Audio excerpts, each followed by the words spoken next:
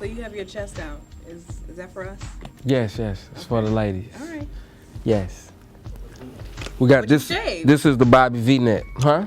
But it's shaved. Yeah, shave a little bit. You know, I don't want too hairy. I'm a hairy guy, so I gotta keep it, you know what I'm saying, under control. Like my beard, I gotta shave that thing. You know what I'm saying? Okay. If you don't shave it, you might not like me. So no taco meat. No taco, you know what I'm saying? It's all Bel Grande, you know what I'm saying? No, I was just playing. It's all natural juices and berries. Okay. All natural, like you, all natural. Yeah.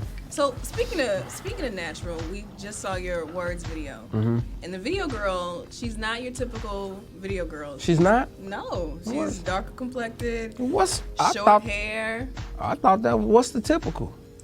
Typical is light skin, long hair. Oh, for real? She was fully clothed. So did you have anything to do with that, or what? Of course.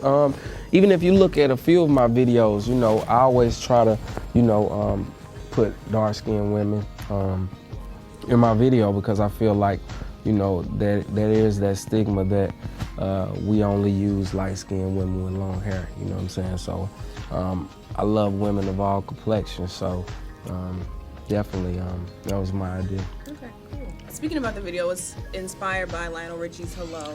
So what made you want to go there with that? I feel like, you know, to kind of pay homage to what R&B used to be.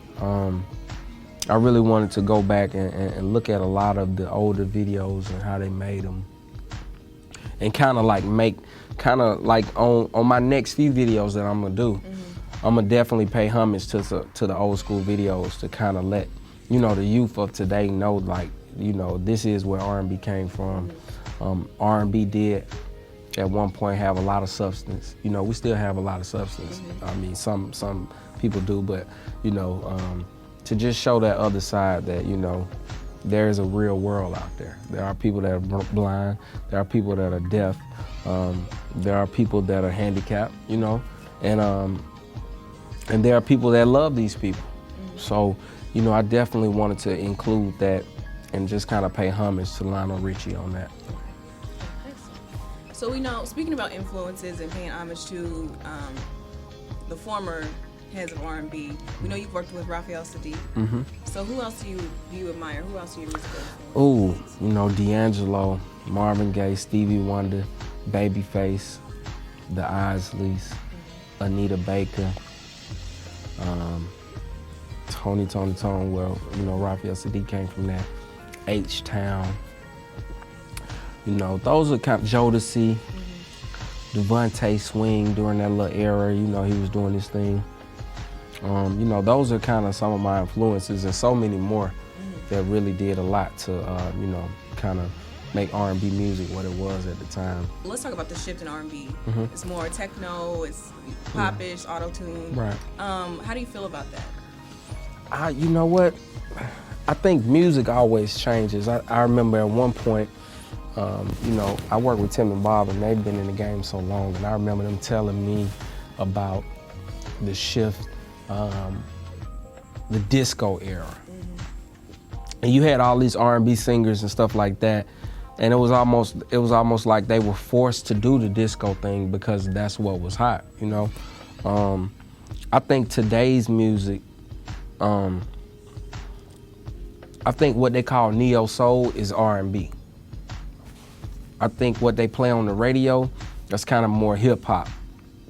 Because to be played on the radio now, it's more hip hop driven. So we have to really kind of make those hip hop kind of sounding records to be played on radio. And, you know, to be played on radio is ultimately what you want, because that's your success, you know.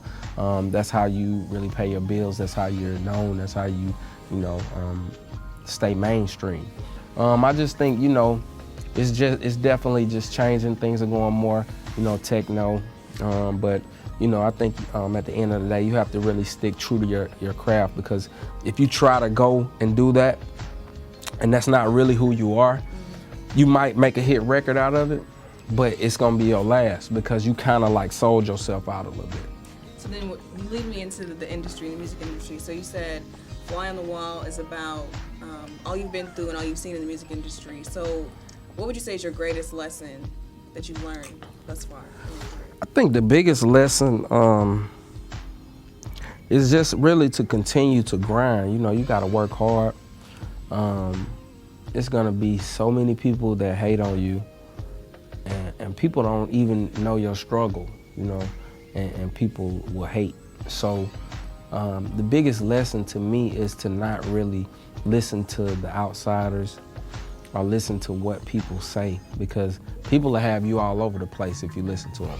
I mean, you could play one song for 5 people and guarantee not all 5 are gonna like that song. That's just how it is. So if you kind of listen to what everybody else says and don't go with your gut feeling, you're gonna lose every time because you're not really being who you are.